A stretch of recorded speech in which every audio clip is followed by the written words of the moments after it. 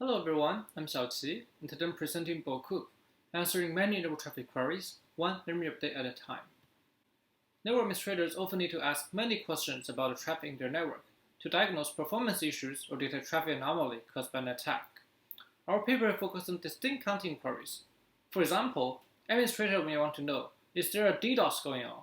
Or many different clients in the network sending to the same destination IP address with more than 1,000 different source IPs. Here, the query has three components: a query key, an attribute, and a threshold. Meanwhile, the administrator may want to find out if there are worms in the network. So she wants to find out if there is a worm spreader with a source IP sending to many different destination IPs. Also, she may be worried about a port scan attack, which is one host sending to many different ports on another host, and so on and so forth. These queries all have different key, attributes, and thresholds. However, most data structures we know of is designed for a single key and a single attribute, so a single instance of this data structure can't work with multiple queries. We must use multiple instances of such data structures.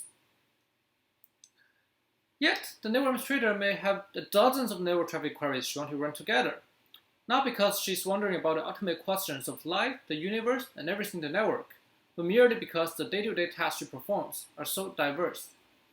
With a huge volume of network traffic, sending packet off-paths for monitoring is too costly.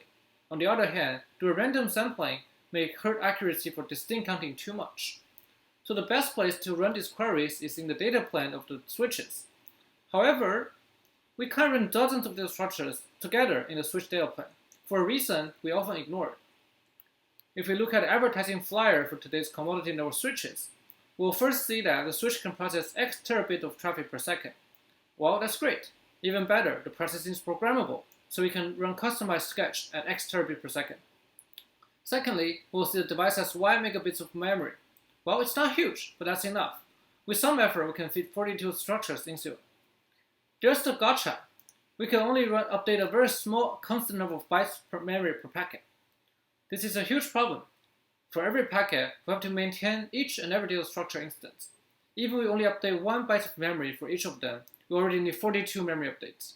Not to mention, most data structures require much more than 1 byte of update per packet. Thus, given this limit of per packet memory access, it's way too costly to run dozens of data structures together under this tight memory access limit. For those of you who don't work with switches, well, this per packet memory update limit is still relevant. It's because for CPU and FPGA and other devices as well, we have a similar limit. The fundamental reason here is the Moore's law. Just like CPU transistor count, network throughput is also doubling every 2 years. However, memory throughput goes slower than that. So your device will always have a limited memory bandwidth that's smaller than network throughput. So we can't take memory read-write as granted. Today we talk about how to use only a constant memory update per packet to answer many different network traffic queries. So our algorithm should use a constant number of updates regardless of the number of queries.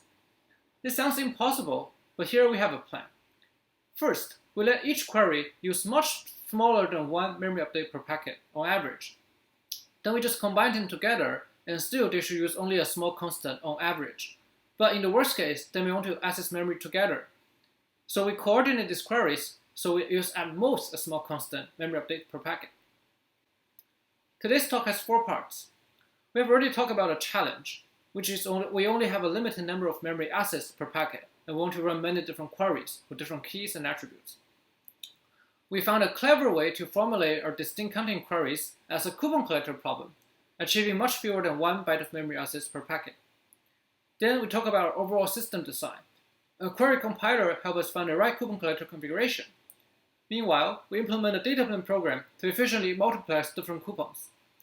Finally, we present some evaluation in our work and also answer some community questions. BeauCoup uses coupon collector as distinct counters to count the number of distinct source IPs. We define a random mapping from source IPs to coupons. Let's use an example to illustrate.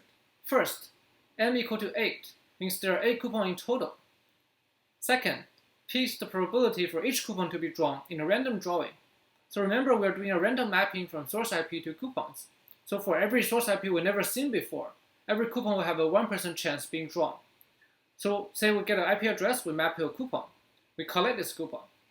When there's more IP address coming in, we just draw more and more coupons. we want to stop at about 100 unique source IPs. So we define n is 4, which means we should stop when we see 4 different coupons. So now we should stop. And this way, we can actually stop at approximately 100 unique source IPs. And more importantly, because m times p is much smaller than 1, most packets will collect no coupon at all. So we can achieve less than one memory access per packet. The query compiler takes in a set of queries Q1, Q2, etc., each having its query key, attribute, and threshold. The query compiler will use a set of heuristics to generate a coupon collector configuration, n, p, and n for each query. The number here should satisfy 3 goals. First, it should stop near the threshold required in the query. Second, you should follow the memory update limit, so m times p should be smaller than the limit. And finally, we should also follow other hardware limits. For example, in our programmable switch, we read and write memory in 32-bit at a time. So we use at most 32 coupons so they can read and write together. And then we'll just use a P4 program to run all these coupon collectors together in data plane. Due to time constraint, we'll skip the detail about how we do that in data plane. We follow a 2-phase process to install queries into the switch data plane. First, we need to extract a header field using the queries, such as IP source destination, TCP ports, UDP ports, etc. A code generator will generate a P4 code, and then we use our target-specific P4 compiler to get a data plane program. In the second phase, we take the key, attribute, and threshold in the queries and feed them through a query compiler. The query compiler gives us the parameters, and then we use the rule generator to get a matching table rules. Once we install this table rule into the programmable switch, it will execute the query set queue. When packet goes through the switch will check and collect all the coupons, and it may send an alert when we see enough coupons for a particular query key. It's important to note that in the 2-phase design, BeauCoup can update the query set very easily. As long as we are not adding new header fields, a change query set only have to go through the second phase to get new parameters and the new table rules. Once we install the new table rule, we finish updating queries on the fly.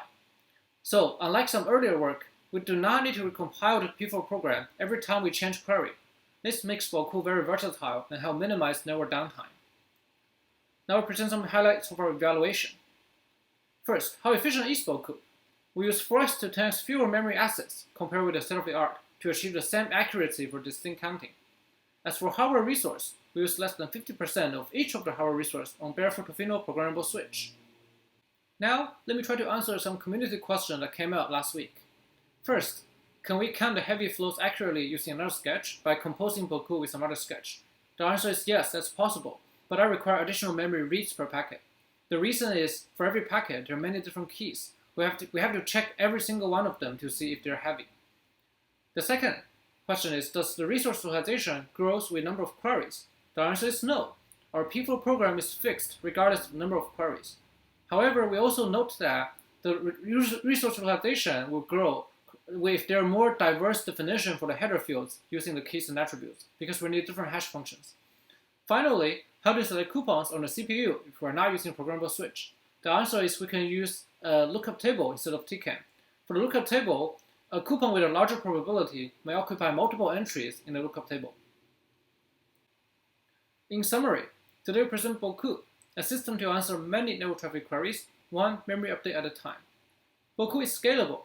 It uses coupon collectors to achieve running many queries simultaneously, while always using only a constant number of access per packet. BeauCoup is versatile. We can change queries on the fly without the need to recompile a P4 program. BeauCoup is also efficient. We achieve the same accuracy using 4x to 10x fewer memory accesses, meaning we can run 4x to 10x more queries simultaneously, given the same accuracy requirement. Our artifacts, including P4 code for Tofino switch, is open source on GitHub. Please do check it out. I'll be happy to take any questions. Merci beaucoup. Thank you very much. Right. That was an awesome talk, Danny. And we have some questions, but again, I will encourage the attendees to post their questions over Slack or the Zoom's Q&A tool. So while we're waiting for some other questions, I can ask my questions right now. So first question is that, there are some limitations in terms of how this system is implemented. So do you think there are certain type of network monitoring queries that cannot be answered with this system, and what type of queries cannot be answered? So good question, you caught me. So all our queries right now are distinct counting queries. Distinct counting queries are diverse enough, like it could express a lot of queries, but for some of them we cannot. For example, like TCP out of order sequence packets was something you cannot count. So for those kind of queries, we can't really implement that. Okay, cool. The other question that I have is that given so it seems like you have this ability to adapt to new dynamic set of queries coming in over time. But what about the workload? So workload can also change over time. So how flexible is the system, or like how robust is the system to handle changes in the traffic patterns itself? I see. So yeah, I guess for different workload, our query algorithm are the same. So we didn't really adapt to it. But maybe if there are too many reports generated for a particular query, maybe the administrator decided the threshold may be too low. The administrator may decide to raise the threshold. In that case, it's a changing query, and we can do that on the fly. Okay, but like, do you not require changing the data structure, say register sizes or some other data structures in the data plane itself over time? Not really. Like for us, different query multiplex the same data structure on the switch. So if one particular query was ill-formed, it may take too much resource, and other query may suffer from that. But other than that, I think we are not adapting to any particular changing like the traffic. It's pretty robust to different traffic. All right. So I think one question we have is, can the user define which queries are more important? And this is from Maria. Okay, a good point. So for now, in this version, we do a strict fairness rule that all the queries are the same. But it is indeed possible that if the user specify, I want more resource, I want this query to be more prioritized, then we can definitely allocate more memory access to a particular query. Right now, we force everyone to use the same memory access, which, by the way, is not optimal. Okay. I have another question from Lars, and this question is, how well does your system perform when you have many mice flows that only make up a really small fraction of your overall packets? I guess it will be perfectly fine as long as those mice flows are below the threshold. So maybe one of them or two of them are lucky enough to get 1 or 2 coupons, but that's by design, and none of them will become reported, and we're totally okay with it. And in fact, our system was designed in such a way that the mice flow have minimum impact to the system. It will be an issue if the threshold is too low, so there are a lot of like heavy flows, and when we report all of them, that will cause issue in the memory size. But for now, I think all of mice flow should be okay. Okay, questions? So let's start. Actually, I still don't get the insight how you just support any kind of queries. Are you assuming you're supporting just arbitrary type of queries? So we are supporting counting and distinct counting queries, and the query can be defined using a key and an attribute or counting. And actually, the attribute also consider a lot of projections. So in that way, it's a lot of network monitoring query that are counting something can be written down. But there are also other type of queries that cannot be expressed. So for example, round trip time query requires to match 2 different packets, incoming one and outgoing one. This kind of queries cannot be expressed. So yeah, we only work on some kind of counting queries. Okay. Is the system kind of sensitive to the traffic patterns or the traffic volumes? I think our system was independent to the traffic pattern.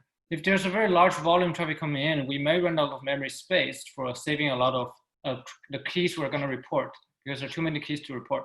But otherwise, I think our system worked relatively well enough up until some very high traffic rate. Okay. Any online question? So let me ask another question. So you mentioned that you can kind of change on the fly, but to me, it's something like that. You are actually the whole logic is in control plane. That's why, right? Or so is it related that you change something in the control plane so that you don't have to touch the data plane? So everything's in data plane. It's just that we separate the logic for, like for example, passing a header field or computing a hash function. Those parts are fixed in data plane. And in the control plane, we decided how to match a packet to a coupon. This is a random process. So we add some matching rules to the output of the random hash function. And this matching rule can be installed on the fly. And afterward, the collecting coupon is also in data plane. So in that case, as long as we are not adding a new header field, like for example, parsing a new header field or defining a new header field as a key, and if we're just changing different query by mix and match the existing keys and attribute already defined in the people program, we do not need to update the people program. So in practice, if we have a lot of query already written, it's very likely the new query can just reuse already defined hash function. So we do not need to update a data plan function program.